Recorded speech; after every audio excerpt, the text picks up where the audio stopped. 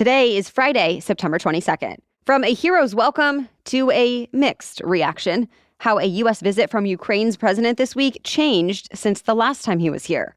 Also, millions of Americans are facing a weekend washout, where the storm threat will be just one day before the first official start of fall. Plus, the billionaire media mogul stepping aside after 7 decades and who will take over for him.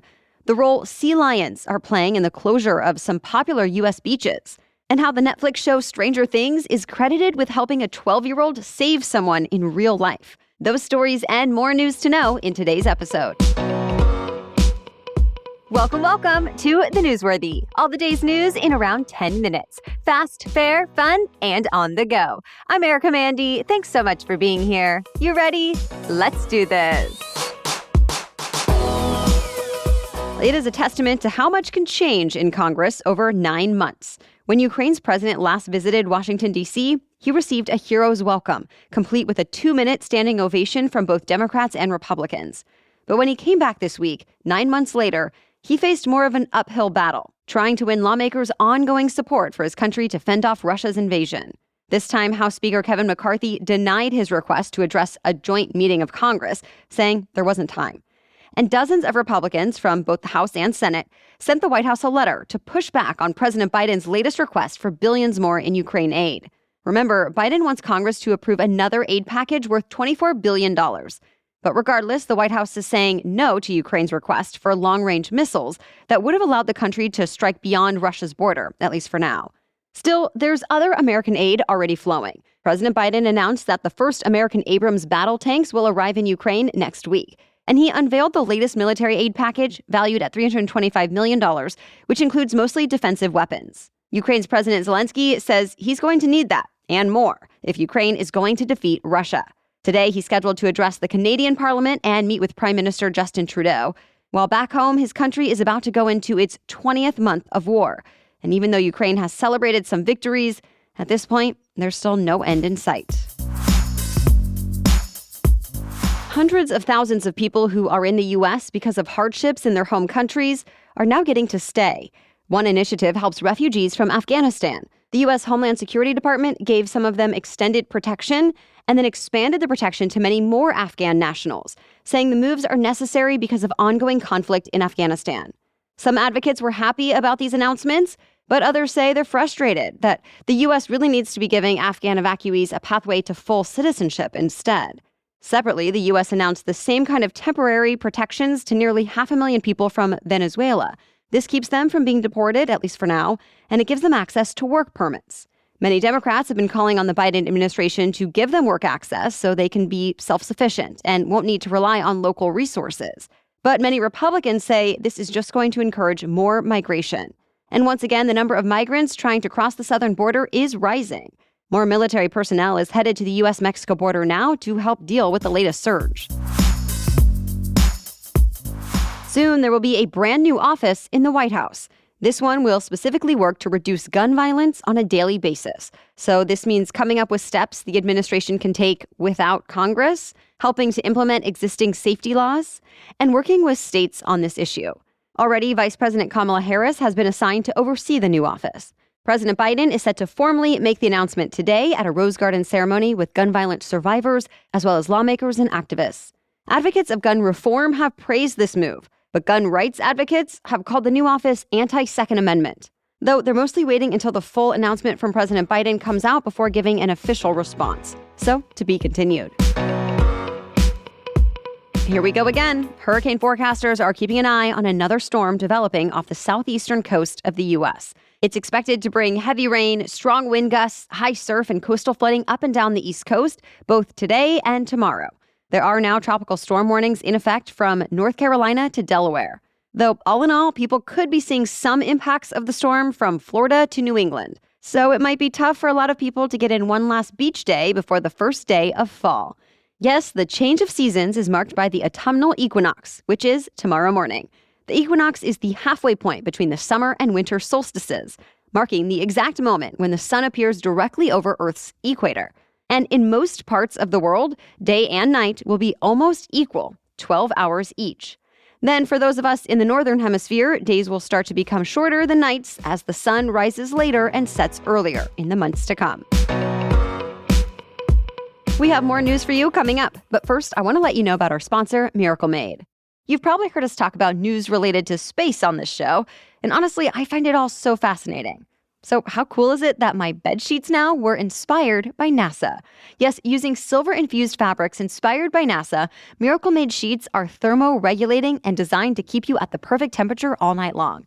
And the sheets infused with silver help prevent up to 99.7% of bacterial growth. And finally, of course, the reason I really do keep these sheets on our bed is because they are comfortable. So go to trymiracle.com/newsworthy to try Miracle Made sheets today. You can save over 40%, and if you use our promo newsworthy at checkout, you'll get 3 free towels and save an extra 20%. Miracle is so confident in their product, it is backed with a 30-day money-back guarantee. So if you aren't 100% satisfied, you'll get a full refund. Upgrade your sleep with Miracle Made. Go to trymiracle.com/newsworthy and use the code newsworthy to claim your free 3-piece towel set and save over 40% off. Again, that's trymiracle.com/newsworthy to treat yourself. Okay, now back to the news. Well, Jewish people around the world are preparing for their holiest day of the year. Starting at sunset on Sunday evening, it's going to be Yom Kippur. So many Jewish people will take Monday off from work or school. Yom Kippur always comes 10 days after the Jewish New Year, known as Rosh Hashanah, and it's all about self-examination. It actually means the Day of Atonement, so it's observed, not necessarily celebrated. Traditionally, Jews spend the holiday fasting, attending a religious service, and some may not use technology. And a lot of the time, Jewish people spend the day before Yom Kippur eating and preparing the meal they'll break the fast with. An enduring force in American media and politics has decided to step aside.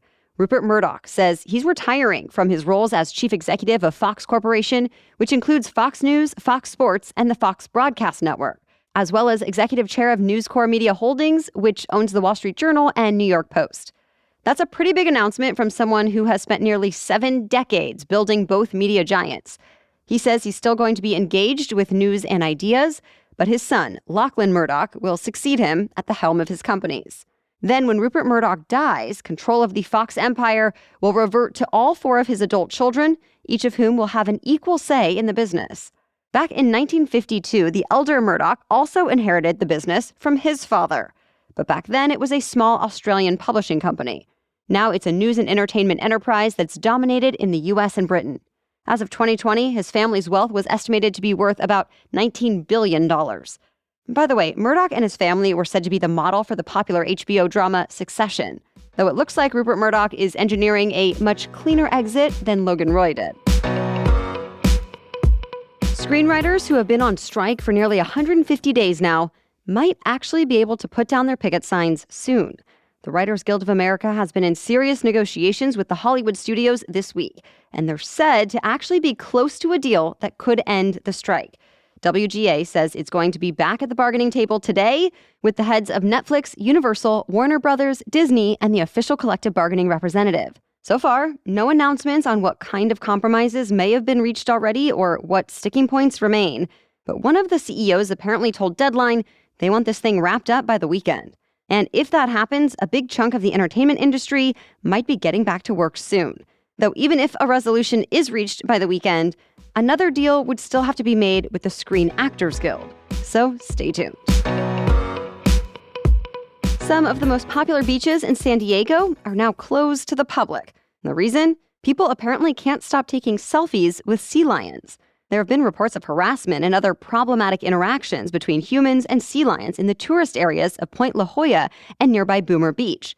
Apparently, people have been trying to get very close to the sea lions and even touching them for photos. And San Diego's Parks and Recreation Department says that could be dangerous for both the animals and people, especially small children. Last year, officials tried to close off an area for a season with signs, barriers, and park rangers on site to keep people away, but even that was said to have limited success. So now the closure is year-round. People will still have access to the water through other areas or be able to see the animals from behind a wall. Some people are upset to have the beaches taken over by sea lions, but the San Diego Council's vote was unanimous. A piece of art that took less than 30 minutes to paint is now on the auction block for about $10 million.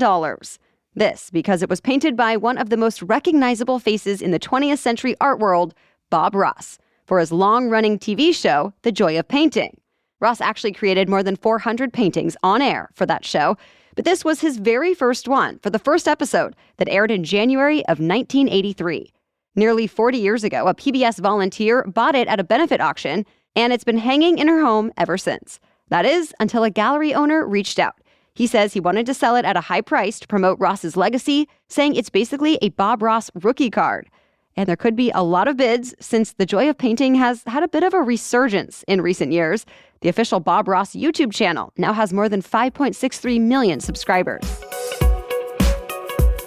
That's it for the main news today, so now it's time for Feel Good Friday, when we bring you one extra feel-good or positive news story before the weekend. But first, a quick break for our sponsor. All right, what's one thing you can do today for yourself and for your health? A simple habit I've incorporated into my morning is drinking AG1. It is just 1 scoop of AG1 mixed with water, and I always drink it on an empty stomach as I'm just starting the day. I feel like it really sets me up for success in multiple ways. I love how hydrating it is, that it supports my gut health and immune system, and that it's this single solution that covers my nutritional basis first thing in the morning. Plus, it's me doing a simple thing for myself, and as a mom, that's a big deal. And it's a way to remind myself to continue those healthy and good habits all day long. I've also been pleasantly surprised that I felt a boost in energy and focus pretty quickly. So if you're looking for a simpler, effective investment for your health, try AG1 and get 5 free AG1 travel packs and a free 1-year supply of vitamin D with your first purchase. Go to drinkag1.com/newsworthy. That's drinkag1.com/newsworthy. Check it out. Okay, now back to Feel Good Friday. A 12-year-old boy became a hero, all because of a show that his mother wasn't sure he should be watching in the first place. Austin McMillan was actually able to save a drowning man with a technique he learned from the science fiction horror show Stranger Things. It all happened at Austin's home in Florida. He and his behavioral therapist, Jason Paquette, were swimming in his family pool. As they swam, they started seeing which of them could hold their breath underwater longer, keeping track with the timer. Well, Austin realized something had gone wrong when Paquette wasn't emerging, so he swam to the pool's deep end and pulled Paquette onto the steps. His parents weren't home at the time, so he ran to the front yard and screamed for help. Then, even though he wasn't trained in CPR, he remembered a scene from the show's first season when one character revived another with chest compressions. So Austin tried it, and after a few minutes, Paquette regained consciousness. Now Paquette is back at work, but promises he's not going to be doing any more breath-holding challenges. And Paquette hopes the story reminds other people about the importance of CPR, Stranger Things or not. Of course, he's not holding back praise for Austin either, saying, quote, he should always know that he's strong enough to face anything in life. All right, we'll be back tomorrow with our special edition Saturday episode talking about UFOs. Then we'll be back on Monday with your next news roundup. For now, thank you so much for listening today and have a great weekend.